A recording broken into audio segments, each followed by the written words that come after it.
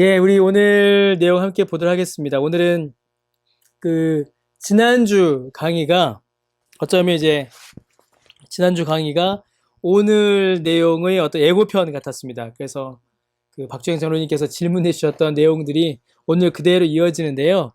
오늘은 지난주에 잠깐 끝에 말씀드렸던 이 언약에 대해서 오늘은 잠깐 우리가 살펴보도록 하겠습니다. 언약에 대해서요. 글씨가 좀 작죠? 잘 안 보이시죠? 예, 일단 뭐 해보겠습니다.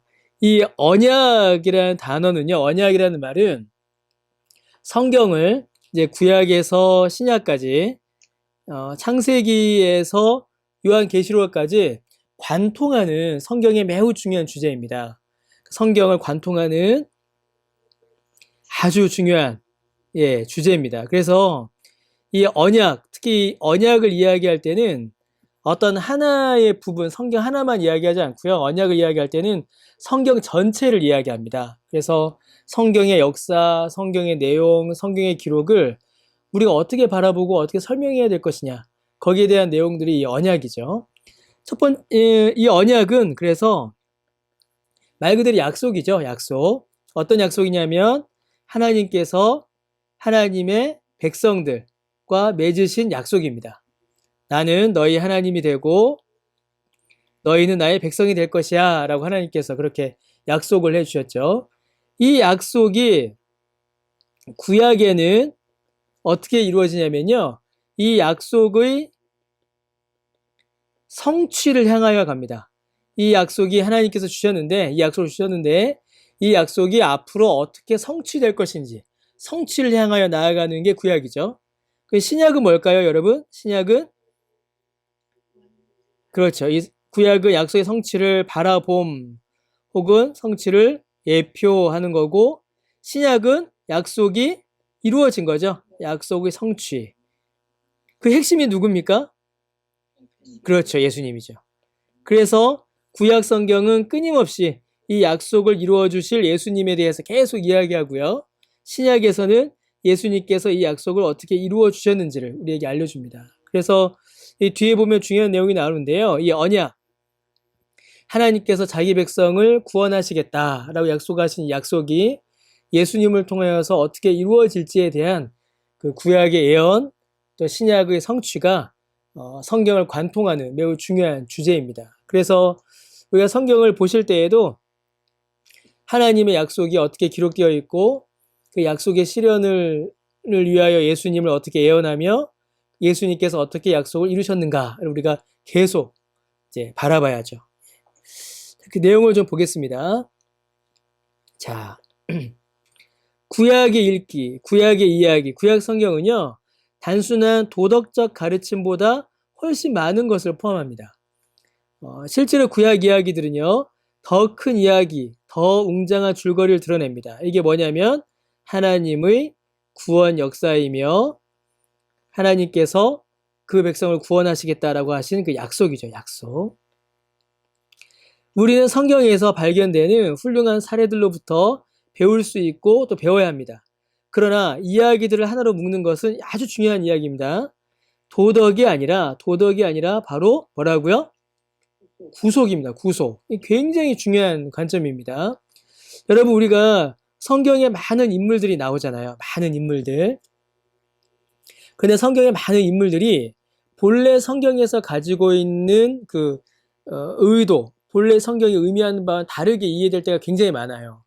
대표적으로 요셉 같은 사람이죠. 요셉은 성경에서 우리가 어떻게 봅니까? 그 형제들한테 미움받아서 팔려갔다가 애굽의 총리로 높아진 사람. 이렇게 단순히 도덕적인 줄거리로 요셉을 볼 때가 많아요. 다니엘도 그렇고요. 모세도 그렇고요. 단순히 드러난 이야기만 놓고서 그 안에서 도덕적 교훈을 끄집어낼 때가 많이 있습니다. 그러나 실제로는 구약 성경에 기록된 이 모든 인물들은 전부 다 이 구속을 향하여 가요. 구속. 이 구속이 뭐죠? 아까 한 얘기 다시 해야 됩니다. 하나님께서 자기 백성을, 그러니까 나는 너희 하나님이 되고 너희는 내 백성이 될 것이야 라는 그 언약, 약속을 주셨는데 그 약속의 성취는 구속을 통하여서 이루어져요. 구속. 그 죄값을 하나님께서 치루어 주시고 해결해 주시고 하나님의 백성으로 품어주시는 그 구속의 역사를 통해서 이루어지거든요. 그러니까 구약 성경에 기록되어 있는 이 사람들도 어떤 단순한 도덕적인 이야기, 도덕적인 교훈, 혹은 어떤 입신양명 그런 이야기들로만 그치는 것이 아니라 전부 다 하나님께서 그 백성을 어떻게 구원하시고 그 언약을 어떻게 성취해 가시는가, 그 구속을 향하여서 간다라는 거죠. 그래서 뒤에 나오겠지만요, 구약 성경을 보실 때도 항상 우리의 구속주 되시는 예수 그리스도를 통하여서 성경을 보셔야 돼요.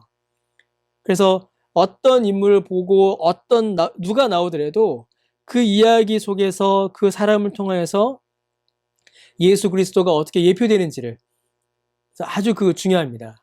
그 관점을 놓치게 되면 구약 성경이 단순한 어떤 그 도덕 교과서나 유인전으로 구약 성경이 축소될 수가 있어요.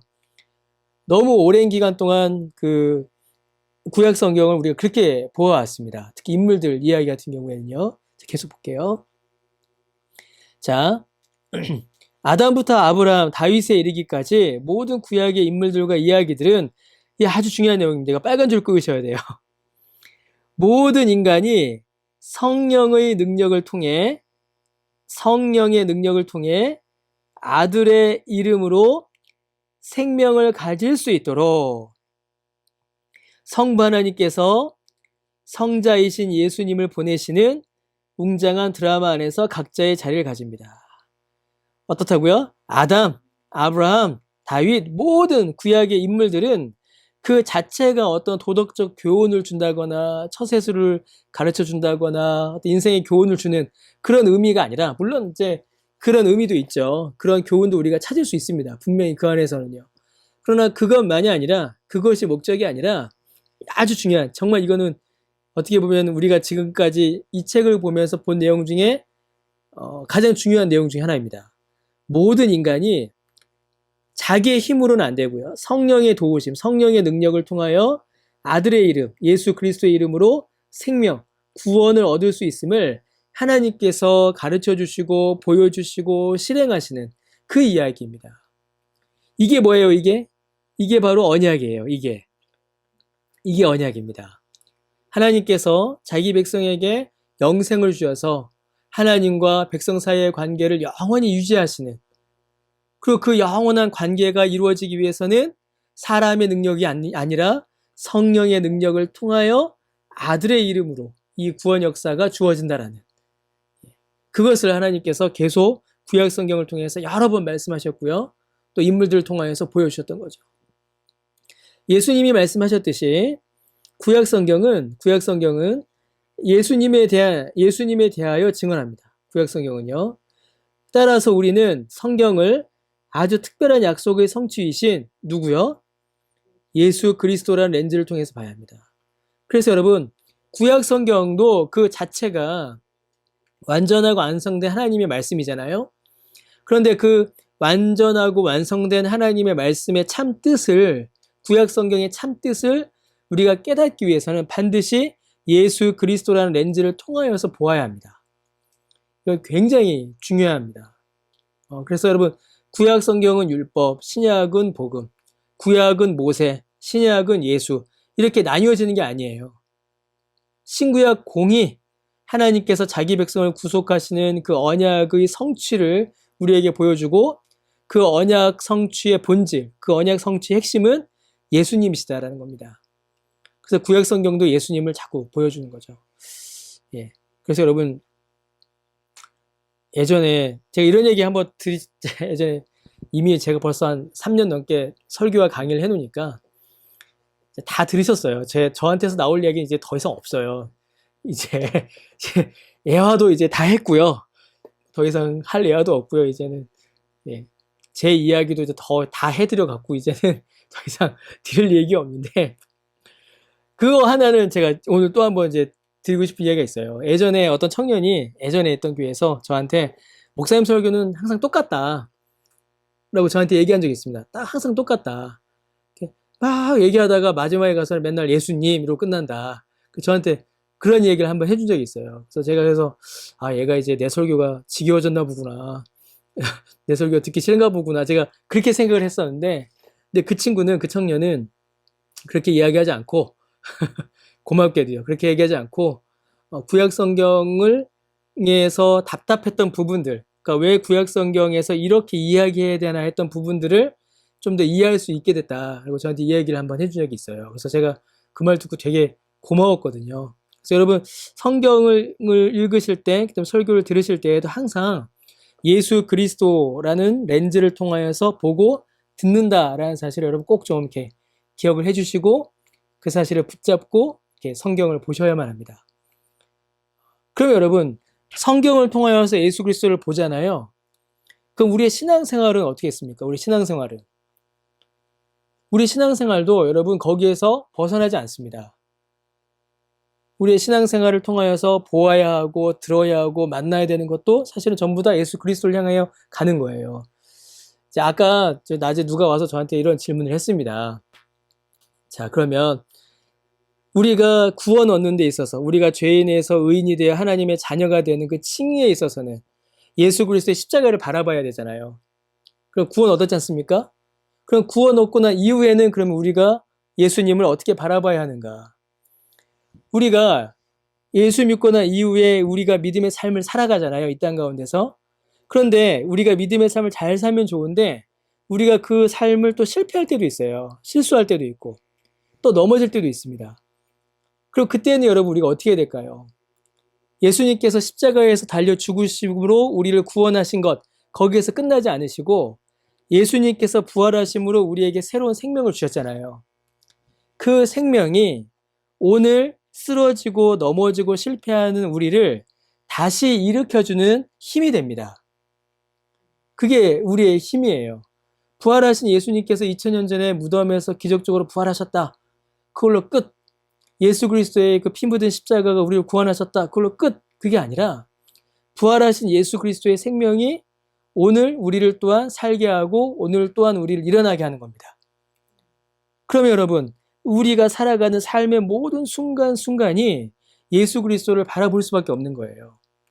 그렇게 우리의 시선을 예수 그리스도에게로 고정하게 하고 예수 그리스도로부터 벗어나 버린 우리의 그 마음과 생각을 사로잡아 또다시 예수 그리스도에게로 이렇게 옮겨 놓는, 이렇게 붙잡아 놓는 역할을 하시는 분이 성령님이세요.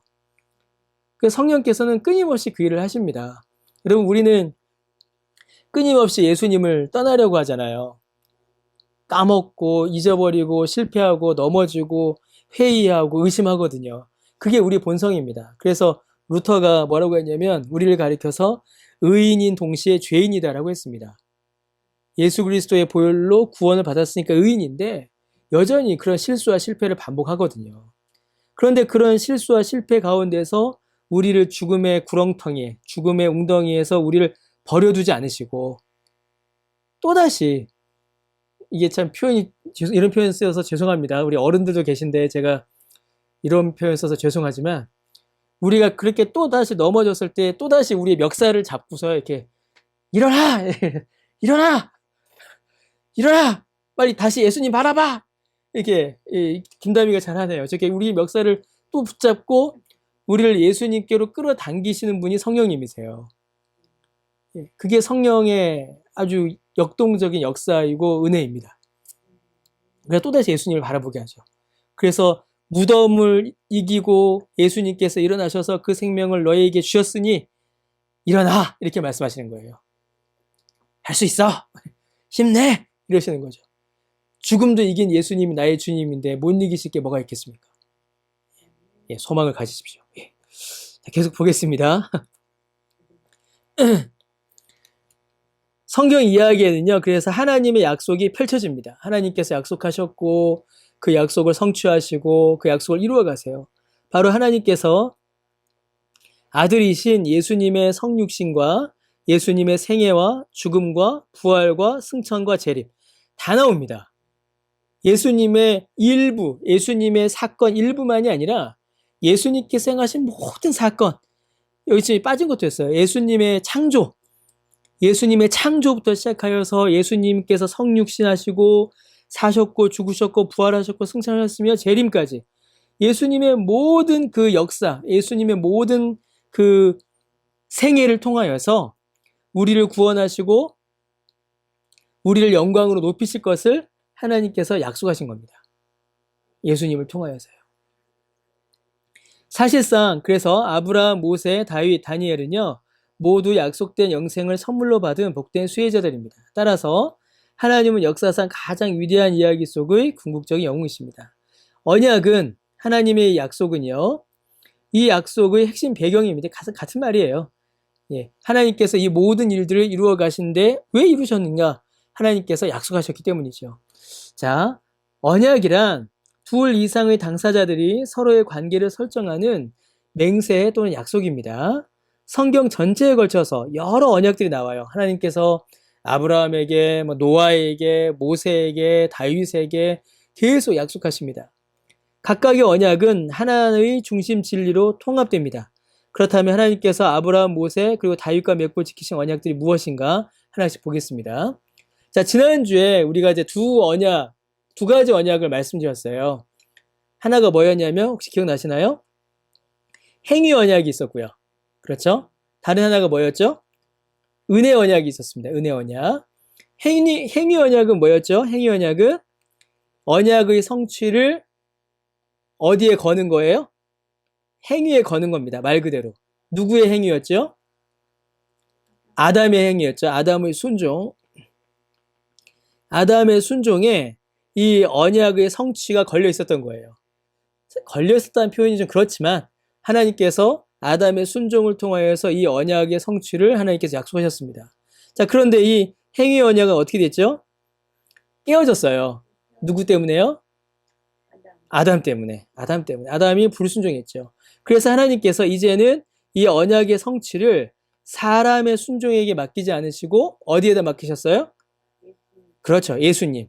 하나님께서 직접 이 언약의 성취를 실행하시는 겁니다. 은혜죠, 은혜. 그러면 여러분, 아담 이후에 언약들이 성경에 여러 번 등장하거든요. 아브라함, 모세 다 등장하는데 그 모든 언약들은, 아담 이후의 모든 언약은 어디에 있을까요? 전부 다 은혜 언약이에요. 아담 이후의 모든 언약들은. 그래서 심지어 모세가 율법을 말하지만 그거조차도 행위 언약이 아닙니다. 그거조차도 은혜 언약 안에 있어요. 왜냐하면 이 모든 언약의 성취를 누가 행하세요? 예수 그리스도께서 행하시거든요. 그래서 미리 제가 이제 어떤 좀 뒤의 내용들 미리 끄집어와서 말씀드리면 아브라함 언약은 하나님께서 이 언약을 예수 그리스도를 통하여서 성취하실 거야 라는 언약이고요. 모세의 언약, 모세는 율법을 이야기하죠. 모세 언약은 이 율법을 통하여서 너희가 죄인임이 드러날 것인데 그 죄사함은 제사도 나오잖아요. 모세 그 오경에는 제사를 통하여서 이루어질 것인데 그 제사도 누굴 바라봐요? 예수님을 바라보고 있는 거예요. 다윗 언약도 나오거든요. 이후에 다윗 언약이 나오는데 다윗 언약은 뭐냐면 하나님께서 약속하신 이 약속이 왕을 통하여서 이루어질 건데 이 왕은 누구예요? 예수 그리스도인 거예요. 그래서 아담 이후의 모든 언약들은 전부 다 예수님을 향합니다. 예수님을 향하여서 예수님께서 이루시고 예수님을 바라보고 예수님께로 가야 하고 그런 내용들을 계속 이야기하죠. 계속 보겠습니다. 아브라함 언약의 조항들은요, 무조건적이고 영원합니다. 자, 그 내용들 볼게요. 자, 당시, 굉장히 중요한 내용인데, 당시 언약을 체결하는, 당시라고 하면 이제 고대 근동 지방이죠. 당시 고대 근동 지방에서는요, 언약을 체결한 경우에 한 당사자가 다른 당사자보다 높은 지위를 가지는 경우가 보통이었습니다. 보통 이제 어떤 경우냐면요, 강대국이 작은 나라를 보호해줄 때 이 언약을 맺었어요. 그래서 작은 나라가 강대국의 그 조공이라고 하죠. 조공을 제때에 적절하게 바치면 큰 나라가 작은 나라를 보호해준다. 이게 이제 그 당시에 국가들 사이에 있었던 그 언약이었습니다. 그 언약 개념을 통하여서 하나님께서 이스라엘 백성들에게 설명해 주시는 거예요. 하나님과 이스라엘 백성들의 관계가 어떤 관계인지. 한 당사자가 다른 당사자보다 높은 지위를 가지는 경우가 보통이었습니다. 자, 창세기 15장에서 하나님께서 이 언약을 이제 이스라엘 백성들과 맺으세요. 자, 창세기 15장 한번 보실게요. 창세기 15장 제가 이렇게 볼게요, 여러분. 자, 창세기 15장입니다. 여호와께서 아브라함과 언약을 세우시는 거 잘 보이세요? 잘 안 보이시죠? 지금 제일 크게 한번 해보겠습니다. 보이세요? 아, 그래도 안 보이는데요. 보이세요? 예. 창세기 15장입니다. 자, 이후에 여호와의 말씀이 환상 중에 아브라함에게 이르시되 아브라함아 두려워 말아라. 나는 너의 방패다. 너의 지극긴 상급이다. 그래서 이렇게 쭉 이야기해요. 그러면서 하나님께서 아브라함에게 아들을 주실 것이고 그 아들로 말미암아 내 자손이 많아질 것이며 또 땅을 주어서 내 나라가 너를 통해서 이루어질 것이다. 이렇게 말씀하세요. 하나님께서 내 상속자가 있을 것이고 그 다음에 또 땅을 줄 것이다 라고까지 하나님께서 말씀하시거든요. 땅을 줄 것이다 또 말씀하세요. 자, 그러면서 9절에 여호와께서 그에게 이르시되 나를 위하여 3년 된 암소 3년 된 암연소 짐승들을 가져다가 쪼개라 이렇게 말씀하세요. 10절에 그 중간을 쪼개고 그 쪼갠 것을 마주대어 놓고 그 새는 쪼개지 아니하였으며 솔개가 사체에 내릴 때 아브라함을 쫓아버립니다. 해질 때에 아브라함이 깊은 잠에 청하고요. 쭉쭉 넘어갈게요. 쭉 넘어가서 하나님께서 다시 한번 약속하시는데 17절에 아주 중요한 말이 나옵니다. 아브라함이 이렇게 짐승을 쪼개놨어요. 그런데 17절에 보니까 해가 져서 어두울 때에 연기 나는 화로가 보이며 타는 횃불이 쪼갠 고기 사이로 지나더라 라는 말씀이 기록되어 있습니다. 타는 횃불. 여러분 하나님께서 횃불, 불로 임하신 적이 있었죠? 언제죠? 그렇죠. 모세를 하나님께서 만나실 때 불로 임하셨죠. 여기서 타오는 횃불이 임하였다. 횃불이 쪼갠 고기 사이를 지났다라는 말은 하나님께서 그 자리 가운데 임재하셨다는 이야기입니다. 자, 다시 돌아와서요. 자, 이렇게 창세기 15장은 명백한 사를 제시합니다. 거기서 하나님은 아주 중요한 말이 나와요. 하나님은 어딜 지나셨다고요? 하나님은 쪼개진 동물 사이를 지나가셨어요. 하나님이. 자, 보통의 상황에서는 낮은 지위에 있는 당사자가 쪼갠 짐승 사이를 지나갔습니다. 자, 고대 근동에 큰 나라와 작은 나라가 언약을 맺을 때 이렇게 언약을 맺었어요. 짐승을 한 마리 이렇게 딱 죽여서 쪼개 놓습니다. 그래 놓고서는 큰 나라가 그러는 거예요. 작은 나라한테. 야, 니네 조공 제때 안 바치고 너 충성을 다 안 하면 이 짐승처럼 너도 쪼개질 거야? 이렇게 했습니다. 그렇게 약속을 맺은 거예요. 그러면은 그 쪼갠 짐승 사이를 지나가야 하는 사람, 존재는 누구냐면 약한 나라인 거예요.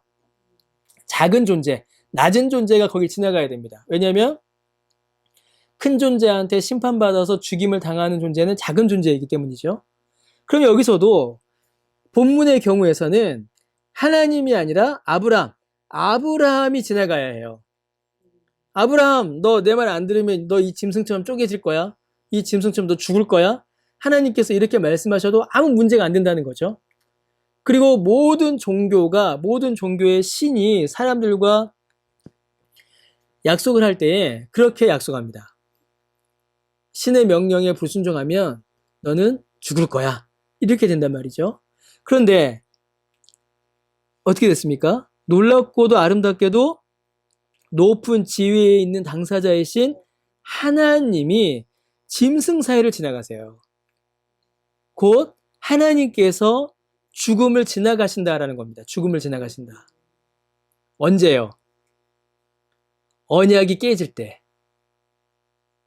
사람이 이 언약을 지키지 못하면, 사람이 언약을 지키지 못하면 사람이 죽어야 하는데, 그렇죠? 이 쪼갠 짐승처럼 사람이 쪼개져야 하는데, 무섭지 않습니까? 사람이 쪼개져야 하는데, 그 쪼개짐, 그 죽음, 하나님의 명령에 불순종하여서 받게 되는 심판의 죽음을 누가 감당한다고요? 사람이 아니라 하나님이 직접 감당하신다는 거예요. 그 하나님이 누구십니까? 예수님인 거예요. 예수님. 그러니까 창세기 15장에서 이미 하나님의 그 언약 성취가 죽음을 감당하시는 하나님을 통하여서 이루어질 것임을 창세기 15장에서 이미 보여주고 있는 거예요. 인간의 실패, 인간의 범죄, 인간이 받아야 할 그 죄악의 심판을 하나님께서 직접 감당하신다. 하나님께서 직접 그 죽음을 지나가심으로, 하나님께서 그 죽음을 직접 감당하심으로 이 모든 구원을 이루실 것을 하나님께서 미리 보여주신 것이죠. 그가 누구냐면 바로 예수님이신 겁니다. 그러니까 아브라함의 언약도 예수님을 가리켜요. 전부 다 그럽니다. 여러분, 아브라함 언약 보면 하나님께서 너의 씨를 통하여서라고 말씀하시거든요. 아브라함의 후손을 통하여서 하나님의 나라가 이루어지는데, 하나님의 후손 중에 누가 있어요? 아브라함의 후손 중에 누가 태어납니까? 예수님이 태어나시잖아요. 이렇게 예수님을 향하여 갑니다. 자, 또 볼게요. 하나님께서 이제 또 모세와 언약을 맺으십니다. 모세와. 자, 시내산 언약. 그의 조항들은 조건적이며 일시적이었어요. 이건 율법입니다. 율법. 시내산에서 이스라엘과 언약을 맺으실 때 하나님은 언약의 중보자인 모세에게 율법을 주셨습니다. 그래서 이 율법을 통하여서 사람이 죄인임을 깨닫게 하셨어요. 그리고 자기의 힘으로는 이 죄를 해결할 수도 없고, 그래서 구약 시대 때부터 이미 이 죄의 해결은 반드시 제사를 통해서만 가능함을 하나님께서는 모세를 통해서 알려주셨죠. 그래서 이스라엘은 그들 삶의 모든 측면을 지배할 구체적 명령을 받았는데, 여기에서 아주 중요한 말이 나오죠. 피의 희생 제사 제도, 곧 인간의 사람의 죄를 용서받아야 하는데, 그 죄의 용서는 피의 희생 제사를 통해서만 이루어짐을 하나님께서 보여주신 겁니다. 더하여 장막, 이거 플러스입니다. 십자가 아닙니다. 플러스예요. 장막, 하나님께서 그 백성들 사이에 임재하신다라는 사실을 하나님께서 또 장막을 통하여서 이스라엘 백성들에게 알려주신 겁니다. 이게 전부 다 모세의 율법을 통해서 나타나죠. 그리고 제사장, 사람이 스스로 자기 힘으로 하나님 앞에 갈 수 없고 하나님과 자기 백성 사이에 중보자가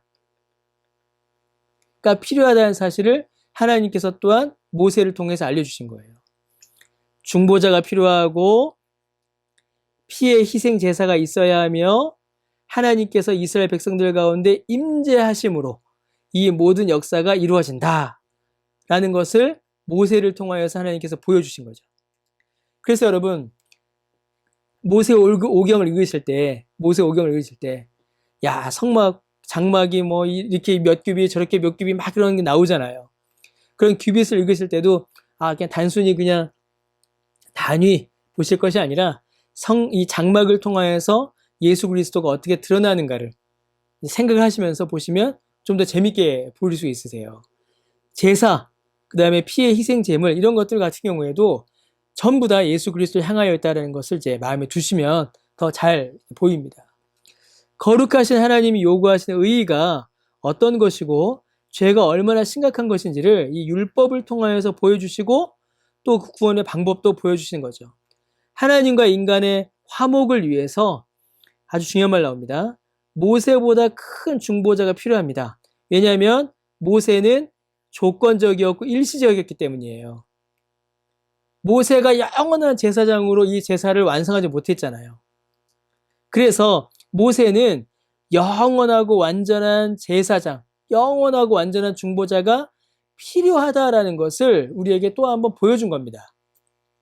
자, 모세보다 큰 중보자가 필요하다라는 것을 모세는 증언했어요.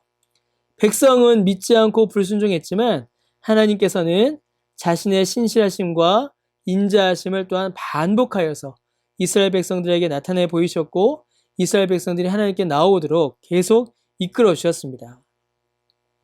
이스라엘은 아무리 애를 써도 언약의 조항들을 다 지킬 수가 없었습니다. 어떤 사람도 율법을 100% 완벽하게 지킬 수는 없습니다. 그래서 율법 앞에 서면 모든 사람은 자기가 죄인임을 확인하게 되는 거예요. 모세를 이어 여호수아가 이스라엘 백성을 약속의 땅 가나안으로 인도했지만 이스라엘은 하나님의 명령에 끊임없이 불순종했습니다. 그래서 출애굽 1세대는 아무도 가나안으로 들어가지를 못하게 되죠. 죄에 대해 심판을 받았기 때문입니다. 이스라엘은 약속을 지키지 못했습니다. 그러나 하나님은 조건적이고도 일시적인 시내산 언약을 통하여 이스라엘에게 약속하신 모든 것을 지키셨습니다. 이게 아주 너무 축약해서 설명을 해나갔고요. 이 책이. 자, 다시 조금만 설명을 드리면요. 율법을 통하여서 하나님께서 이스라엘 백성들에게 죄를 지적하셨습니다. 그리고 그 죄의 용서를 위해서는 반드시 피의 희생제사가 있어야 함을 보여주셨고요. 또 피의 희생제사는 중보자가 중보자인 제사장을 통해서만 이루어짐을 보여주셨어요. 그런데 이러한 내용들, 특히 이 부분은 뭐였냐면 영원하고 완전하지 못했습니다. 일시적이었고 조건적이었어요. 영원하고 완전하지 못했습니다. 그러면 이 영원하고 완전하지 못한 이 율법과 제사와 제사장을 통하여서 결국에는 영원하고 완전한 중보자가 필요하고 영원하고 완전한 제사장이 필요하며 영원하고 완전한 피의 희생제사가 필요함을 모세의 율법을 통하여서 모세를 통하여서 하나님께서는 계속 보여주신 거예요. 지금 너희가 경험하는 것은 제한적이고 일시적인 거니까 영원한 구원, 영원한 중보자, 영원한 제사장을 바라봐야 한다. 그 영원한 제사장, 영원한 중보자가 누구세요? 예수님이신 거예요. 그래서 모세오경의 율법이 우리를 그리스도에게로 인도한다는 것은요, 우리의 죄를 지적하여서 우리가 죄인이니까 죄사함을 위해 예수님께로 가야 된다는 그 죄의 지적만이 아니라 완전한 은혜가 예수님께 있다라는 그 완전한 은혜를 향한 우리를 이끌어가는 그런 이끔도 그 안에 같이 담겨 있는 겁니다. 계속 볼게요. 자, 이제 모세 언약, 그 다음에 다윗 언약이에요. 다윗 언약. 하나님께서 이제 다윗에게도 이제 약속을 주셨습니다. 아까 잠깐 봤죠? 다윗은 왕이잖아요. 왕. 하나님께서 주신 이 다윗 언약은 하나님의 이 약속의 성취, 구속의 성취에는 왕이 필요함을 하나님께서 또한 이제 말씀해 주시는 겁니다. 자, 다윗 언약을 통해서 하나님은 다윗의 후손이 영원히 보좌에 앉아 통치할 것을 약속하셨습니다. 다윗의 후손이 사사시대가 있었어요. 사사시대. 창세기, 출애굽기, 레위기, 민수기, 신명기, 그 다음에 뭐죠? 여호수아, 그 다음에 사사기죠. 그 룻기 사사기죠. 사사기는 뭐죠, 여러분? 이스라엘 백성들이 가나안 땅을 정복해가는 과정이죠. 가나안 땅을 들어왔지만 가나안 땅을 이게 정복하고 나서 그 안에 정착하는 과정인데 굉장히 그 혼란스러웠죠. 그래서 이스라엘 백성들은 계속해서 하나님의 말씀에 불순종했고 우상 숭배했습니다. 그래서 하나님께로부터 멀어졌어요. 그래서 사사시대를 설명하는 말이 뭐냐면 이스라엘 백성들에게 왕이 없어서 각자 소견에 오른 대로 행했다. 그렇게 이제 사사시대를 설명할 수 있습니다. 자, 그런데 그래서 그 사사시대 동안에 이스라엘 백성은 신실하지 못했고요. 하나님을 버렸습니다. 왕이신 하나님을 거부했고 다른 신들을 따랐죠. 우상을 숭배했습니다. 이스라엘의 초대 왕인 사울은 출중했어요. 훌륭한 사람이었습니다. 우리 그 사무엘 상을 보셨잖아요.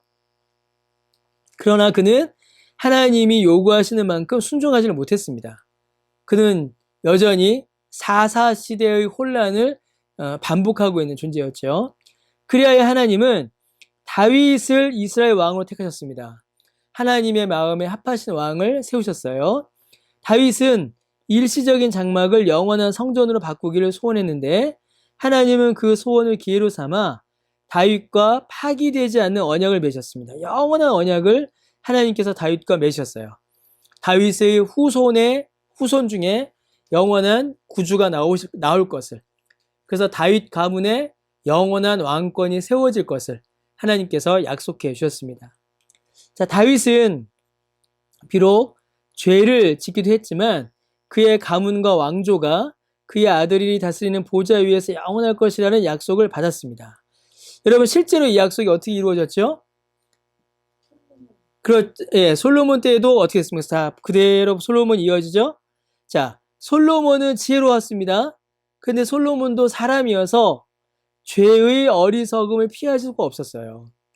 하나님께서 다윗에게 뭐라고 말씀하셨냐면 그의 가문과 왕조, 그의 아들이 그러니까 다윗 왕조가 영원한 왕조로서 하나님의 나라를 이룰 것이다라고 약속하셨습니다.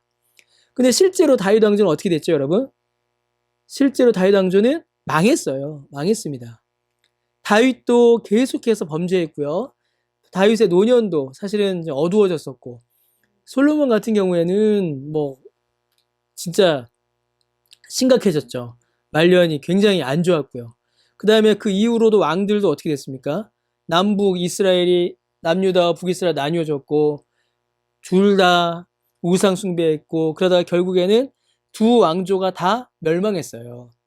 그러면 여러분, 여기에서 약속한 계속 반복됩니다.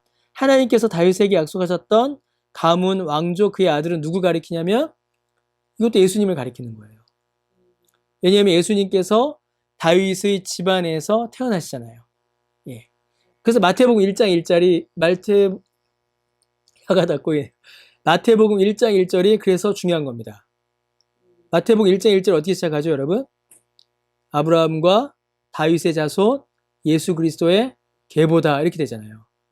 아브라함에게 주셨던 언약과 다윗에게 주셨던 언약이 예수님을 통해 성취되었음을 구약 성경에 능통하였던 마태가 마태복음 1장 1절에서 선언하는 거예요. 그래서 아주 마태복음 1장 1절이 참 중요합니다. 자, 계속 보겠습니다. 솔로몬 역시도 약속된 영원한 왕이 아니었습니다. 그도 범죄하였고 그도 죽었기 때문이죠. 수많은 세대가 지나는 동안 우리가 성경에서 보는 수많은 왕들이 등장하고 사라졌고요. 또 대부분 백성을 하나님으로부터 멀어지게 만들었습니다. 결국 하나님의 백성은 심판을 피할 수 없게 되었죠. 많은 죄를 지었고요. 이스라엘과 유다 모두가 정복당한 후에 포로로 잡혀갔고 왕조는 멸망했습니다. 하나님은 자기의 아들을 다윗의 계보를 통하여서 태어나게 하셔서 의로우신 왕이 되게 하심으로써 다윗에게 하신 약속을 하나님께서 지키셨습니다. 그 약속의 실현으로 한 발자국 더 나아가는 게 사무엘하예요. 사무엘하. 예. 우리가 사무엘상을 받고 이제 사무엘하를 이제 봐야죠. 예. 일시적이고도 조건적이었던 신해상 언약이 아니라 아브라함 언약과 다윗 언약에 근거한 소망은 여전히 남아 있습니다. 그래서 아브라함과 다윗의 자손인 겁니다. 새 언약이 에레미야 31장 31절에서 34절에 기록되어 있습니다. 아주 중요한 말씀이죠. 한번 볼까요? 에레미야 31장. 자, 에레미야 31장 31절. 예. 자, 여호와의 말씀이니라. 보라, 날이 이르리니 내가 이스라엘 집과 유다 집에 새 언약을 맺으리라 라고 하나님께서 말씀하셨어요. 새 언약. 이 언약은 내가 그들의 조상들의 손을 잡고 애굽 땅에서 인도하여 내던 날에 맺은 것과 같지 아니하다라고 하시죠. 예. 이거 뭡니까? 내가 그들의 조상들의 손을 잡고 애굽 땅에 인도하여 냈던 날에 맺은 것. 이거는 이제 모세의 언약을 가리키는 거예요. 율법을 통하여서 죄를 깨닫고 또 반복되지만 제한적이었고 조건적이었던 그런 제사와 인간 제사장에 의해서 이루어지는 것이 아니라 아주 중요한 말이 나옵니다. 내가 그들의 남편이 되었어도 그들이 내 언약을 깨트렸다. 하나님께서 이렇게 말씀하세요. 이스라엘 백성은 내 언약을 깨트렸다. 그러나 33절입니다. 이 너무 중요한 말이죠. 이건 많이 우리가 암송하는 말씀이죠. 그날 후에 내가 이스라엘 집과 맺을 언약은 이러하니 곧 내가 나의 법을 어디에 두고요? 그들의 속에 두며 그들의 마음에 기록하여 라고 했습니다. 하나님의 율법이 마음에 둔다. 하나님의 마음에 기록된다는 말은 믿음으로 그 마음에 자리 잡는다라는 거예요. 성령께서 그 마음에 믿음으로 그 말씀을 두시고 나는 뭐라고 되세요? 그들의 하나님이 되고 그들은 내 백성이 될 것이라. 그러니까 모세 때 있었던 율법의 순종, 제사, 어떤 그런 공로, 아브라함의 후손이란 혈통 그런 게 아니라 하나님의 법을 마음에 두고 마음에 기록하는 성령의 역사. 하나님께서 아브라함과 다윗을 행하여서 약속하셨던 그 약속이 성령을 통하여서 성도들의 마음 가운데 자리 잡고 그 믿음이 고백됨으로 말미암아 성도의 남편 되시는 하나님께서 그 백성을 구원하시는 그 은혜의 역사를 하나님께서 언약으로 주시는 겁니다. 우리는 그 언약 가운데, 그 새 언약 가운데 있는 거죠. 자, 계속 볼게요. 여기서 하나님은 신실하지 않은 백성을 향해 더 위대한 선지자, 더 위대한 제사장, 더 위대한 왕을 세울 것이며 그가 구약의 모든 약속들과 명령들을 성취하시고 그분의 보좌, 하나님의 보좌를 영원히 세울 것이라고 약속하십니다. 그게 누구시냐면 예수님이세요. 그는 하나님의 백성을 더 위대한 출애굽으로 이끌고 더 위대한 약속의 땅으로 들어가게 할 것입니다. 이 부분이 참 놀랍죠. 더 위대한 출애굽. 여러분, 출애굽이 뭐였습니까? 애굽의 종살이에서 건지는 거였잖아요. 그럼 더 위대한 출애굽은 무엇이겠습니까? 우리가 무엇의 종이었죠? 그렇죠. 죄와 사망의 종이었잖아요. 그런데 이제 예수님께서 우리를 죄와 사망의 종에서 어디로요? 영생으로, 영광의 생명으로 우리를 건지셨지 않습니까? 이걸 그렇게 더 위대한 출애굽이라고 하는 겁니다. 그리고 또 뭐라고 되어 있어요? 더 위대한 약속의 땅으로 들어가게 하시죠. 하나님께서 출애굽하여 이스라엘 백성들을 이끄셨던 위대한 그 약속의 땅은 가나안 땅이었습니다. 자, 우리는 어떻게 되죠? 이 인생이라는 광야길을 지나면 우리는 어디에 도착하게 됩니까? 천국.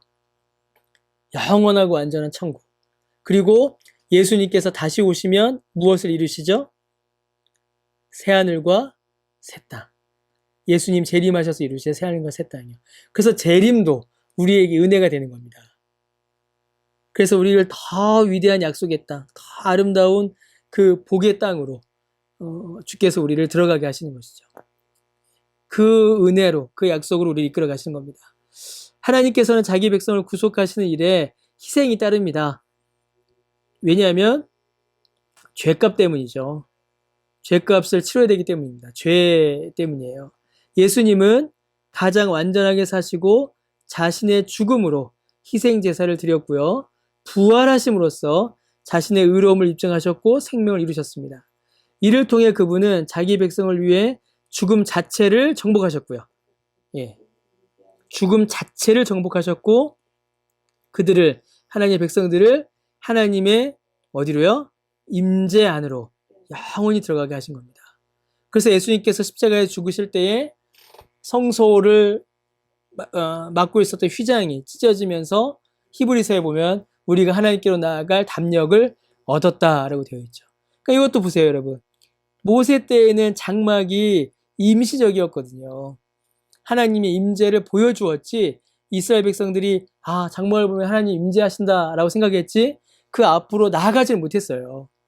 왜냐하면 죄인이 하나님 앞에 나아가면 죽었잖아요. 그런데 예수님께서는 우리를 하나님의 임재 안으로 아예 들어가게 하셨습니다. 그 임재를 누리게 하셨고요. 그 임재 가운데 거하게 하셨고요.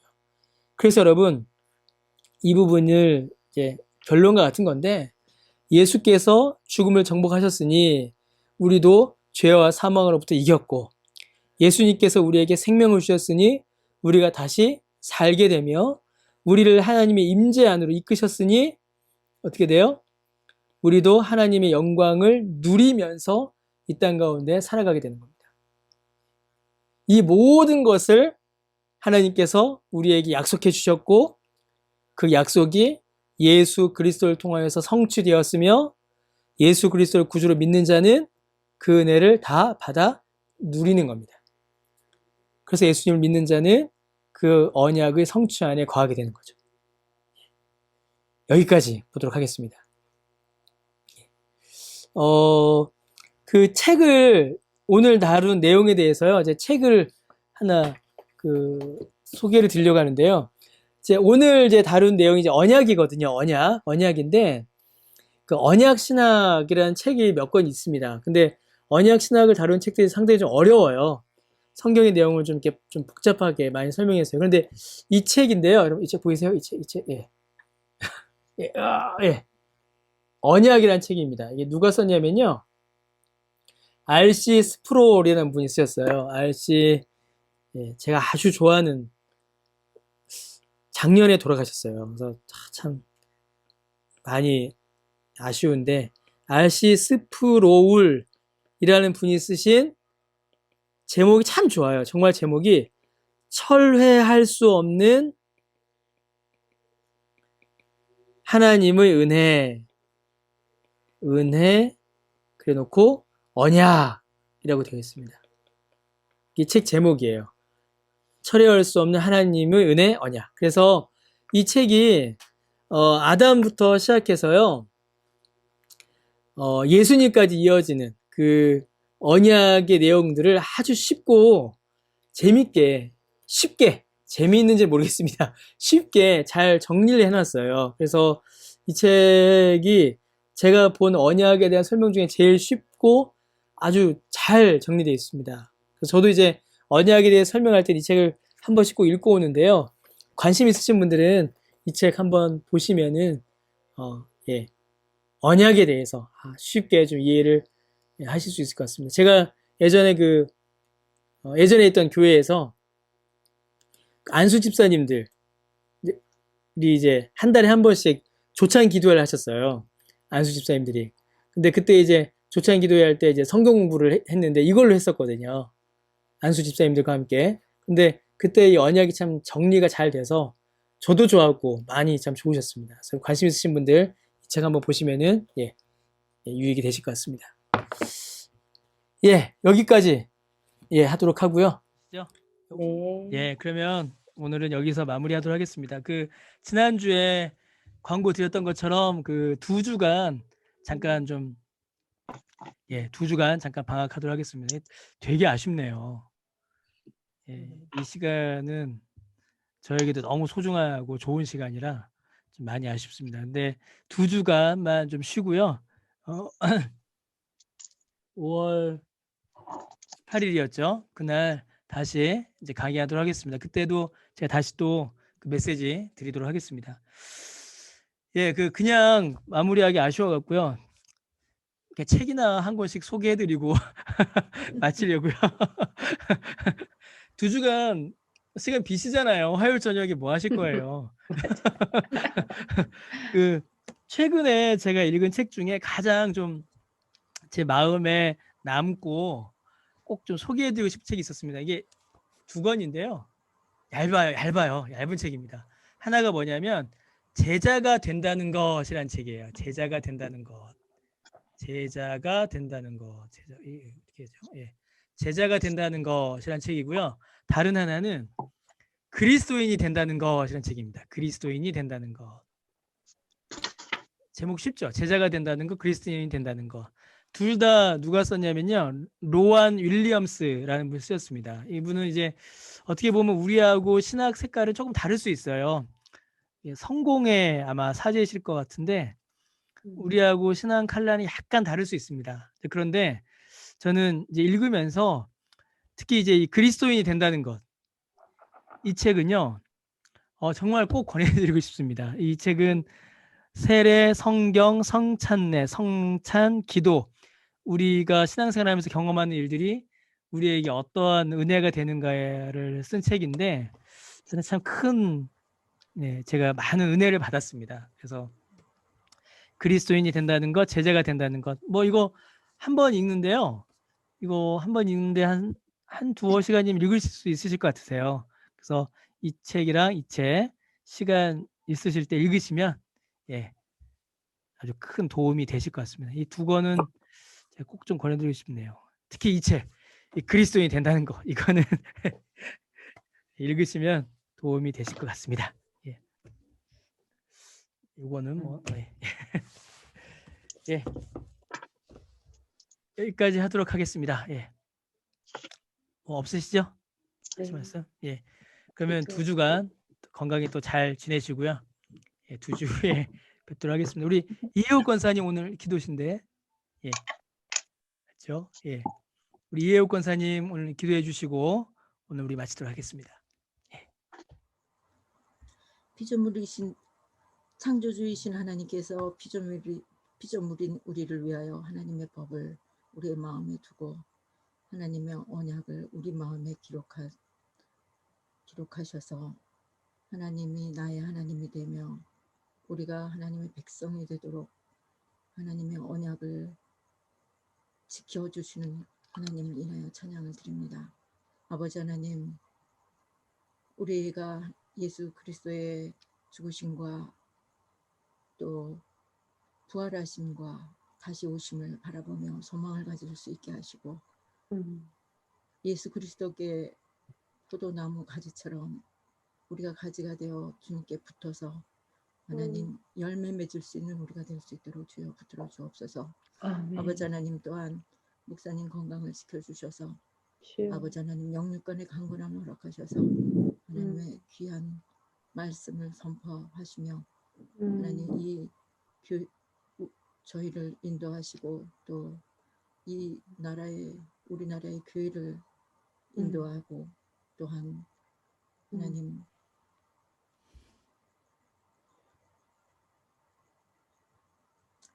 이 교계의 지도자로서 나아가실 수 있도록 주여 영육간의 강건함을 허락해 주옵소서.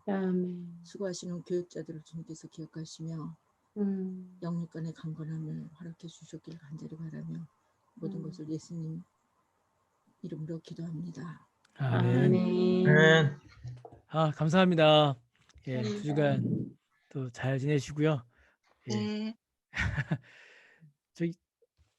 네. 저기 혹시라도 드릴 말씀인데 저렇게 너무 걱정 안 하셔도 됩니다, 목사님.